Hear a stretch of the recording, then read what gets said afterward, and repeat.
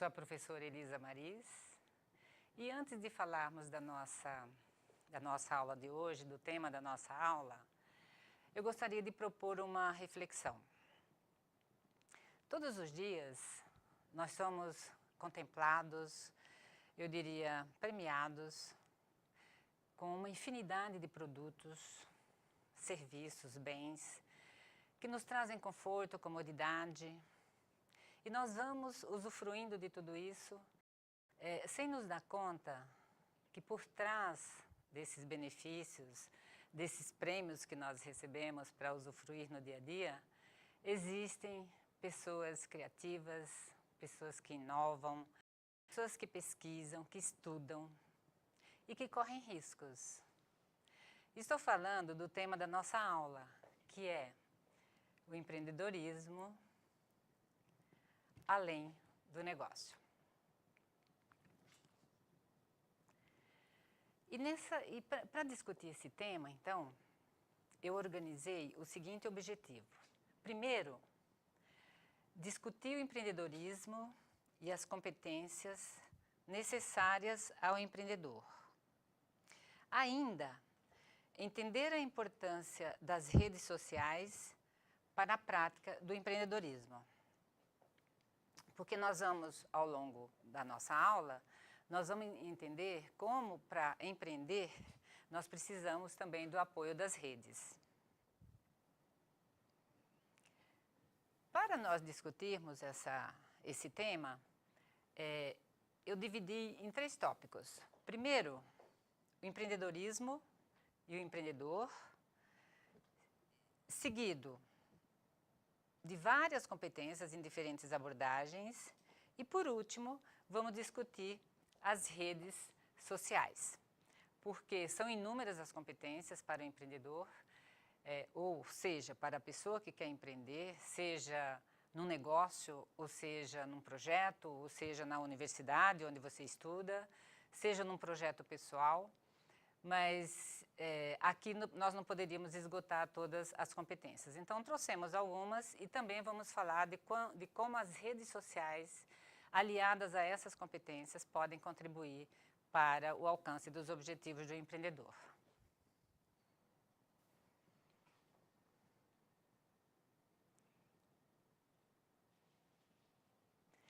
E o que é o empreendedorismo? Nós destacamos aqui o empreendedorismo como sendo a atividade do empreendedor.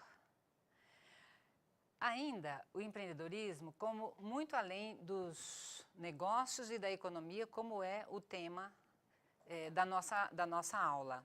E ainda empreendedorismo como a combinação da iniciativa de indivíduos e necessidades do mercado. Por que falamos isso, iniciativa do indivíduo e necessidades do mercado? Porque muitas vezes vocês percebem que os empreendedores, eles atendem necessidades dos mercados ou eles também criam necessidades. Muitas vezes nós nem chegamos a ter necessidade de um produto. O empreendedor, ele pensa na nossa necessidade antes que nos apercebamos dela. E quem seria então o empreendedor?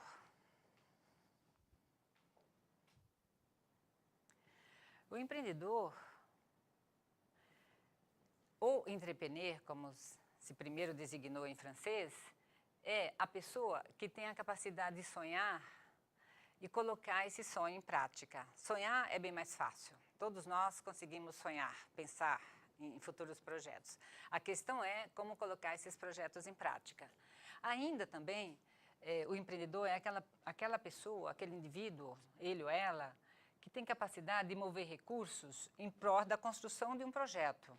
E como eu já disse antes, seja esse projeto um projeto de negócio ou um projeto em nível pessoal.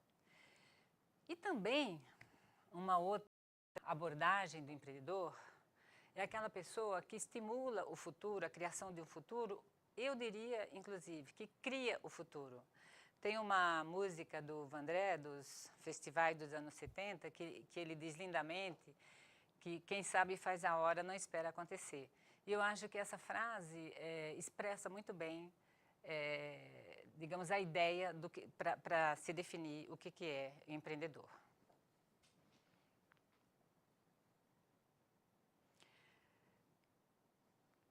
Há um psicanalista francês que diz que os empreendedores são rebeldes criativos com causa.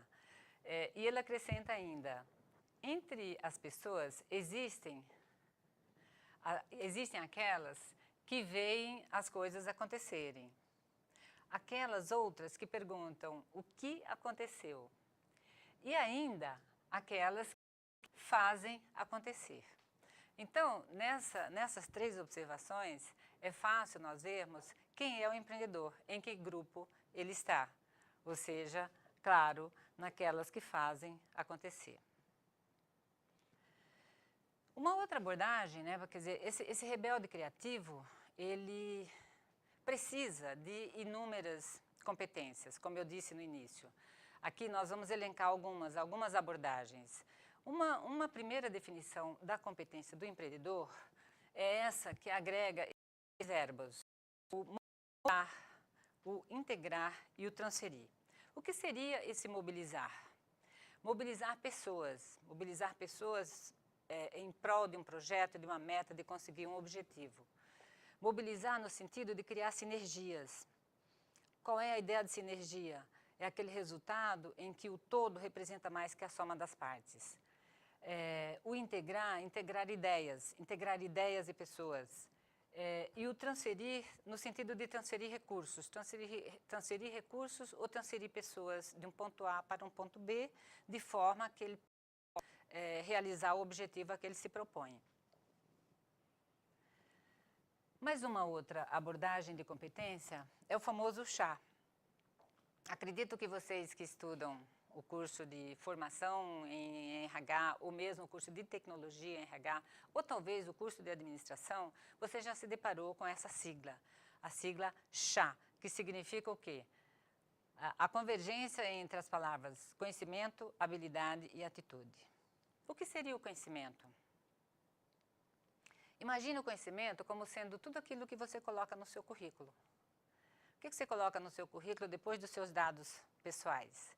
Você coloca todo o seu conhecimento adquirido na escola. Agora que você está fazendo uma faculdade, fazendo um curso superior, você até nem precisa informar aqueles cursos que você fez antes, tipo ensino fundamental e médio. Você coloca o quê? Cursando um curso de formação específica ou de tecnologia em administração de recursos humanos.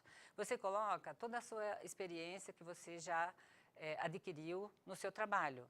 Você pode colocar cursos livres, você pode colocar no seu currículo curso de idioma, por exemplo. Esse é o seu conhecimento. Tudo isso representa o seu conhecimento. E o que é a habilidade? Quer dizer, o H do chá. A habilidade seria, no caso, a capacidade de você colocar esse conhecimento que você informou no seu currículo na empresa, colocar em prática na empresa. E a atitude?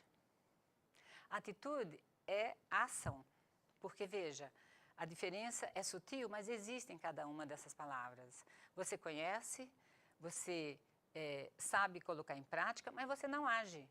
Então, você é competente quando você reúne essas três palavras e transforma-as em ação.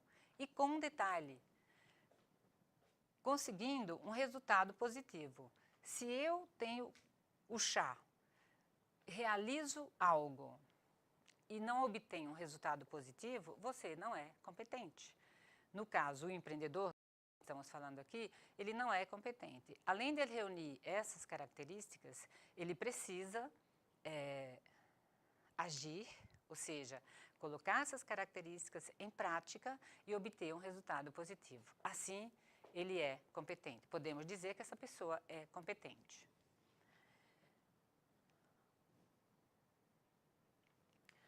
Como eu disse que nós temos inúmeras competências para citar aqui, referente ao empreendedor, no intuito de entender um pouco, de assimilar melhor esse leque de competências, nós trouxemos um quadro que engloba essas competências em 4 categorias. As primeiras, chamadas de sabedoria e vivência, nós colocamos aí as competências que são mais difíceis de copiar e são também mais difíceis de aprender. Todas as competências que nós elencamos aqui, elas são passíveis de serem aprendidas. Agora, existem umas que são mais relacionadas aos traços de personalidade das pessoas, quer dizer, é uma espécie de dom, que você já nasce com ele.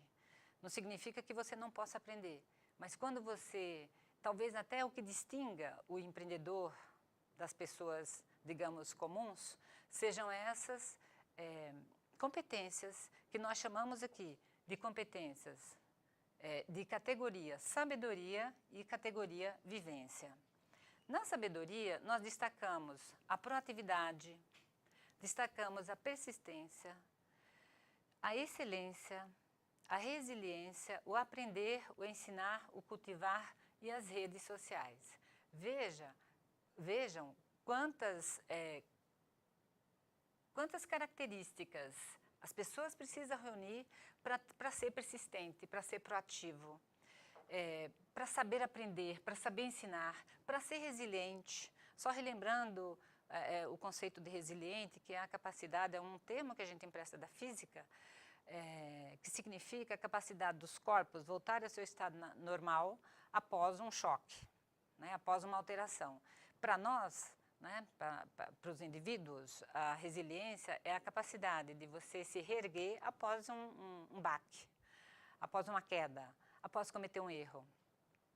Você se reerguer e voltar revigorado, porque você aprendeu com aquele erro.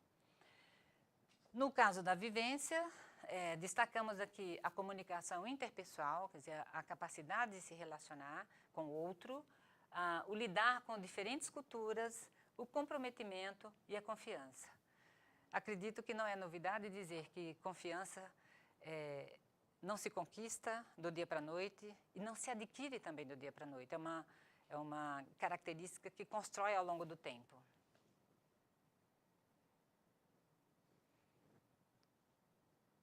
E as outras duas categorias que nos referimos são a sagacidade e a prática. Essas duas categorias são importantes tanto quanto as duas primeiras que nós enumeramos. Contudo, o que as diferencia é que elas são mais fáceis de serem aprendidas. Como vocês podem ver, nós temos foco em resultado, foco no cliente, coletar e processar informações, que é uma tarefa importantíssima para todos nós, para empreendedores, para estudantes, para professores, e a prática, que é o dia a dia na empresa.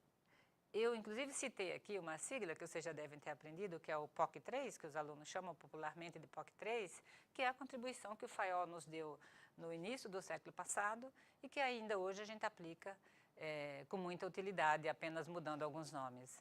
Mas é o planejar, o organizar, o controlar, o coordenar, no sentido de você aplicar essas ações no dia a dia de uma empresa.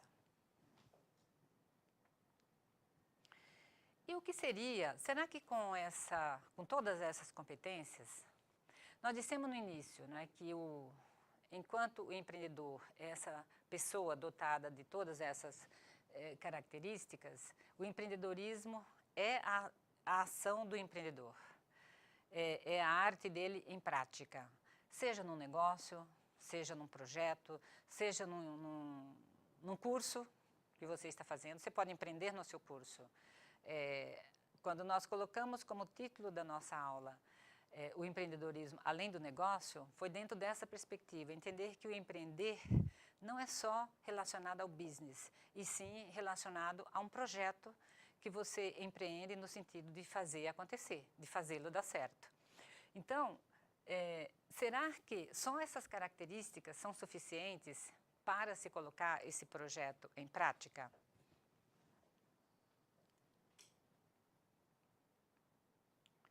Algumas questões essenciais nós colocamos aqui que merecem ser lembradas antes de colocar um projeto em prática, ou seja, antes de empreender, antes de partir para o empreendedorismo, que é, primeiro, checar se as metas pessoais e as metas do seu projeto estão sintonizadas, estão sincronizadas, se aquilo que você quer fazer está alinhado com o seu projeto pessoal. Isso é fundamental, porque não existe aqui separar, isso aí é um ditado antigo, né, de que você não mistura negócio com vida pessoal, que você não mistura profissional com o pessoal. Quando você gosta do que você faz, a coisa é sistêmica, você vive uma vida única e nela você inclui o seu projeto pessoal e o seu projeto profissional e o seu projeto familiar e o seu projeto social e afetivo e etc. O bacana é você ver como um sistema holístico em que você incorpora todas essas dimensões. Então, verificar esse alinhamento é fundamental. Ver se você já está com a estratégia correta. E ainda, se você tem capacidade para executar essa estratégia. Lembrando que ninguém faz um projeto sozinho. E nós vamos daqui a pouco falar das redes. Mas aqui já entra a ideia de você se conectar às redes, se conectar de pessoas também empreendedoras, de pessoas que se alinhem ao seu projeto.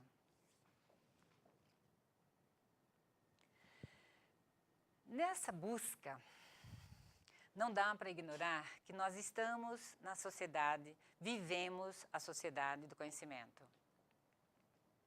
O conhecimento ultrapassou hoje, em termos de valor, o capital, a mão de obra, recursos naturais.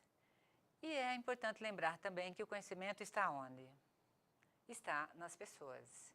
E o que nome que a gente dá para todo esse conhecimento que está nas pessoas e, no caso do empreendimento, a serviço da sua empresa? Nós damos o nome a isso de capital intelectual.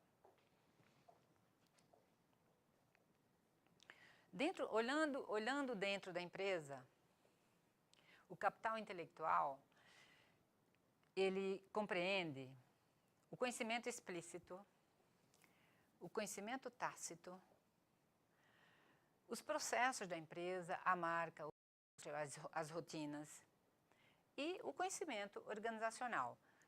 Todos esses conhecimentos, mais o conhecimento organizacional, forma o que nós chamamos de capital intelectual. Vejam que aqui nós não incluímos bens, nós não incluímos recursos financeiros, nós estamos falando de tudo que está relacionado ao conhecimento, que vale, dependendo das circunstâncias, ele pode valer mais do que o recurso financeiro da empresa. Quantas marcas vocês não poderão pensar aí, não é? De refrigerante, marcas de tecnologia, que elas valem muito mais do que o capital financeiro da empresa. Nem preciso me alongar nesse assunto, porque eu acho que já é uma informação que vocês dispõem. Então, nessa linha de capital intelectual, do capital intelectual está nas pessoas, independente de todas aquelas competências, ou dessas poucas que nós trouxemos para essa aula, algumas características são importantes que o empreendedor adote no seu projeto. Primeiro, aquilo que nós chamamos de comportamento empreendedor relacionado ao poder. O outro ao planejamento. E, por fim, à realização. O que isso corresponde? Veja que eu estou falando de comportamento. Lembra quando nós falamos do chá? Nós tínhamos conhecimento, habilidade e atitude. E eu disse o seguinte, de nada adianta você ter o conhecimento, ter a habilidade, ter a atitude e não agir. Esse agir, o colocar em prática, é o que nós chamamos de comportamento. Ele é depois da atitude, é bem sutil isso, mas você tem o conhecimento, a habilidade e a atitude. A sua ação é o que nós chamamos de comportamento. Então, para esse comportamento, o empreendedor precisa aglomerar aqui algumas competências que nós chamamos de realização, de planejamento e de poder. Essas duas, realização e poder, elas são aquelas competências, como eu citei antes, mais difíceis de imitar. Elas são próprias, estão próximas dos traços de personalidade das pessoas.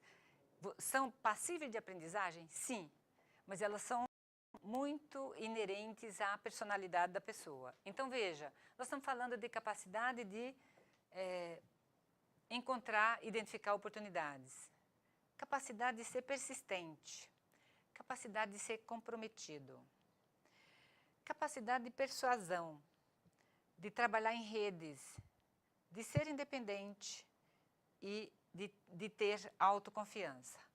Por fim, o comportamento de planejamento, que é uma capacidade mais fácil, uma competência, melhor dizendo, mais fácil de ser desenvolvida, porque você aprende no dia a dia da empresa.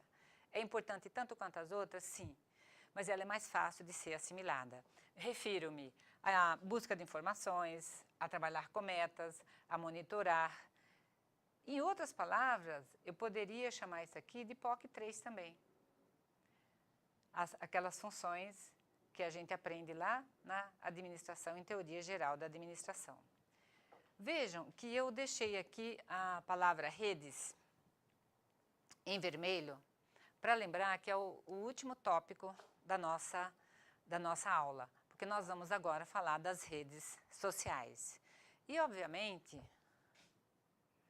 vocês já devem estar pensando, bom, então nós vamos falar do Facebook, do Twitter, do e-mail, do WhatsApp, do YouTube e de tantas outras. Sim, não poderíamos hoje viver sem essas redes que facilitam bastante a nossa vida. Mas eu quero falar de redes sociais que vocês conhecem, que estão por trás dessas redes sociais online. Que redes sociais são essas? São redes sociais, muitas que a gente já nasce inserida nelas, e nem nos percebemos do quanto elas são importantes. Eu refiro-me, por exemplo, a uma rede social chamada família. Você já nasce inserido numa família. Aqui nesse organograma, temos uma família moderna, não é? Nos padrões de hoje. Aqui eu tomei a liberdade de colocar 3 gerações, cada cor representa uma geração. Então, nesse caso, digamos que você se enquadre no nível amarelo, na geração amarela. Então, o quadrante em verde aqui seria seus avós. Pois bem, essa é uma das redes sociais mais antigas. É uma rede social formal. Formal por quê? Porque você pertence a ela por um contrato, não é? Por uma lei do parentesco. Você pertence a ela por uma lei de sangue. Você pertence a ela por afeto. E essa ligação, você pode dizer, puxa, mas às vezes tem família que não se entende. Sim, talvez seja verdade. Ou é verdade, tem pais e filhos que não se entendem, mas a gente trata isso como exceção. Acredito que vocês concordam com isso. Mas mesmo nesse caso, em que a família não se entenda, essa rede ainda tem um laço forte. Ainda vai existir tanto de cima para baixo, tanto de cima para baixo, como de baixo para cima, ainda vai existir um elo, uma ligação de respeito e de pertencer. E é isso que dá força para você, para nós, para qualquer pessoa, para qualquer ser humano, e eu diria até para os animais, mas no nosso caso aqui a gente está no contexto aqui dos seres humanos. Uma outra rede social, também uma rede social formal, é a rede social formada pela empresa. Aqui eu coloquei também uma ilustração de uma empresa de 4 níveis. Nós temos aqui 4 níveis hierárquicos. Na empresa, é uma rede formal por quê? Porque você pertence a essa rede formalmente. Você tem uma ligação contratual. Você tem um vínculo trabalhista com essa empresa. Agora, é só isso que lhe faz estar unido a essa rede? O que lhe dá mais apoio? É o seu contrato de trabalho ou a relação de solidariedade, de cumplicidade que você tem com essas pessoas? Quanto mais a relação de cumplicidade é forte, mais o capital intelectual que nós falamos há pouco, ele cresce e ele tem valor. Então, o bacana é quando você consegue, quando você alia o trabalho, o seu vínculo empregatício e o seu vínculo no sentido de compartilhar valores, compartilhar missão, compartilhar visão da empresa. Por isso que vocês vão aprender lá no recrutamento como é importante você trazer pessoas para a empresa, aí nesse caso aqui eu me refiro ao empreendedor, como é importante que o empreendedor traga pessoas para a sua empresa que sejam alinhados, que estejam alinhados com os valores da empresa.